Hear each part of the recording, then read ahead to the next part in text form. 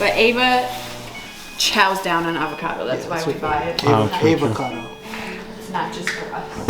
Yeah, Liam loves avocado too. Just some salt and pepper on them. And just cut it up. Oh yeah, he loves it. So Murasan is a grocery store in Old Town Gettysburg. I'll drive by it all the time. Friend of ours. Yeah, so that's where I get their avocados from. Oh, okay. So here's the test.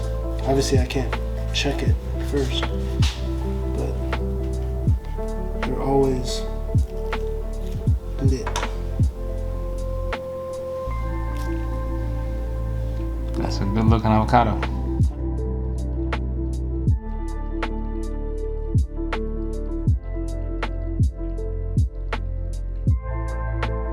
Alright, let's get some of these questions from the other day. Let's hit it, man. I haven't even looked at them. So, what's your Mr. O top 5 predictions?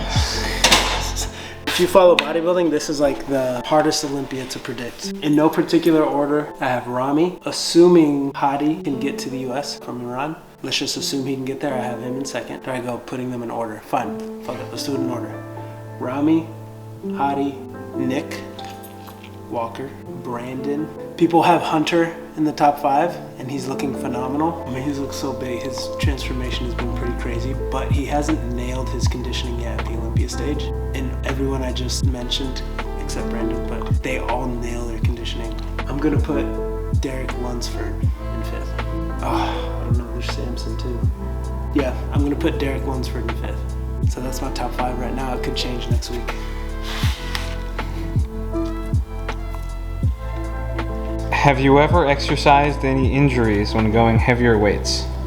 Assuming you mean how do you exercise through injuries, one, you want to know how to create the pain, like recreate the pain and make sure there's no exercise that has those biomechanics or those movements. For example, one of my best showings during a prep was when I had a back injury. All of my rows were chest supported, so I did 0 spine loaded rows for that prep. It did affect my back a little bit, but I still got in great shape. So you can still continue making progress without aggravating your injuries. Now, again, it depends on the severity of your injury. So let's say one of my clients right now has a calf injury. It's not extremely severe, but it's severe enough where I don't want him squatting because, you know, you need that ankle mobility. So we have him doing a lot of modified leg presses where the shin doesn't really track forward too much. The main rule of thumb I would say is continue progressing as much as you can and put more emphasis in the kitchen if your goals are body composition wise, and just don't do anything that recreates the pain, but know how to recreate the pain.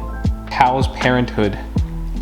The best thing you'll ever, the best thing I've ever had the privilege of doing, you know. I realized that I really wanted to be a parent when we had our first miscarriage.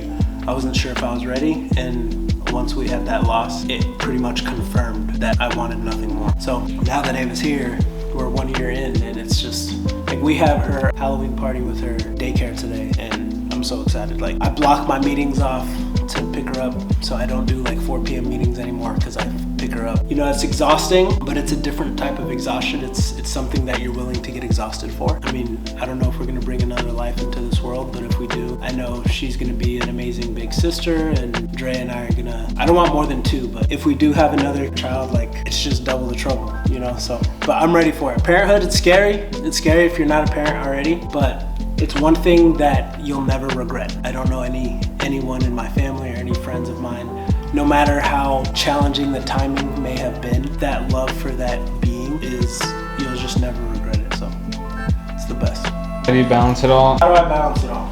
I'm trying to ask myself that this week too, and that's just is what it is. You can try to balance it all as much as you want, but life doesn't work like that. Now, you can balance it better, but you can't ever balance it all. The moment you try to balance it all, you're just gonna get completely overwhelmed and things are gonna start crumbling. So balancing it all, let's see. Create a schedule that is realistic and seems easy for you to hit and comply to. So if you don't think your schedule will allow you to train 5 days a week, don't train 5 days a week.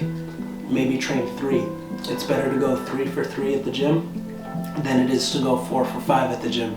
Even though going 4 for 5 at the gym nets out in more exercise, you want to feel like you are hitting it. and you can earn 4 days, and then you can earn 5 days. But smooth weeks are gonna create the most amount of balance. You need to figure out the cadence of your day. When are you gonna have desk time? Do you work a 9 to 5? Do you work from home? Balancing all that is tough, but I use Google Calendar. I like Google Calendar, and I share it with who I live with, which is my wife, and it's also shared with you too, because us three work together.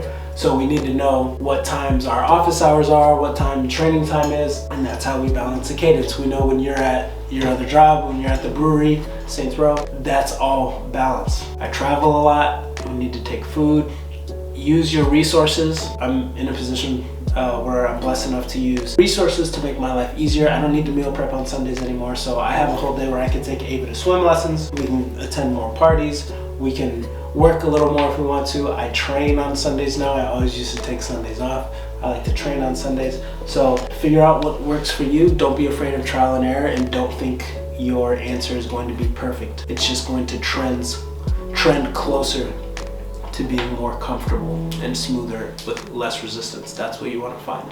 This last one is from Drea. She says, when are you upgrading my rock and Ava's earrings? Where is she right now? Target. Oh yeah, when she stops going there, I might be able to afford it.